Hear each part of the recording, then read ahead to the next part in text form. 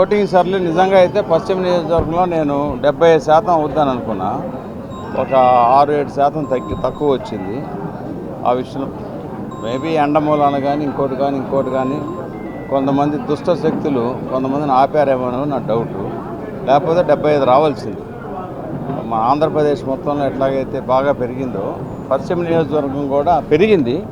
4-5% పెరిగింది, కానీ ఇంకా పెరిగి ఉండవలసిందని అనుకున్నాను. అది రాష్ట్ర వ్యాప్తంగా ఇండికేషన్ క్లియర్గా ఉంది. 130-160, 130 నుంచి 160 దాకా కూటమికి వస్తుందని. 160 వస్తే అపోజిషన్ స్టేటస్ కూడా ఉండదు.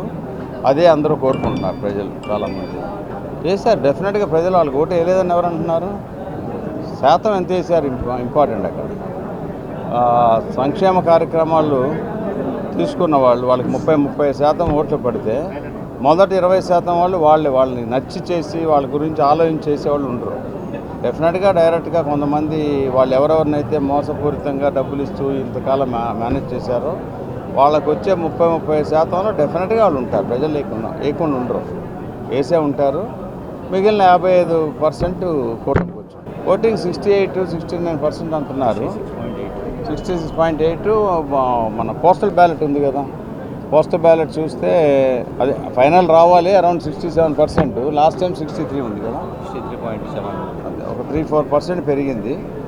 నేను ఎఫర్ట్ పెట్టింది దాన్ని పెంచడానికని. ఆ విషయంలో నేను పర్సనల్గా 75 అవుద్ది అనుకున్నాను. 7-8% తక్కువ వచ్చింది. కానీ ఓటర్స్ డెఫినెట్గా మెజారిటీ పర్సంటేజ్ మా కూటమి కేసు ఉంటారు. ఇంకా ప్రత్యర్థులు ఏదో ఒక కారణాలు చూసుకోవాలి కాబట్టి చేస్తుంటారు. ఇక్కడ రౌడీయిజం పశ్చిమంలో కూడా చేయడానికి ట్రై చేశారు. నేను ఆసిఫ్ భాయ్ కూడా చెప్పాను, ఇక్కడికి వచ్చేటప్పటికి ఆల్రెడీ ప్రజలు నిర్ణయం తీసుకొని వస్తారు ఓటు ఎవరికి వేయాలనేది. ఇక్కడికి వచ్చి మీ వాళ్ళు చేస్తున్న దొంగ ఐడి కార్డులు పెట్టుకొని ఇట్లా పెట్టుకు తిరుగుతున్నారు, అది తప్పు. అట్లాగే ఒక పోలింగ్ ఆఫీసరు సైకిల్ కోటేయమని, సైకిల్ కదా వాళ్ళది ఏంటిది, ఫ్యాన్ కోటేయమని చెప్తే ఓటర్ వచ్చి చెప్పాడు ఇట్లా చెబుతున్నారు. వెళ్ళి చూసాం.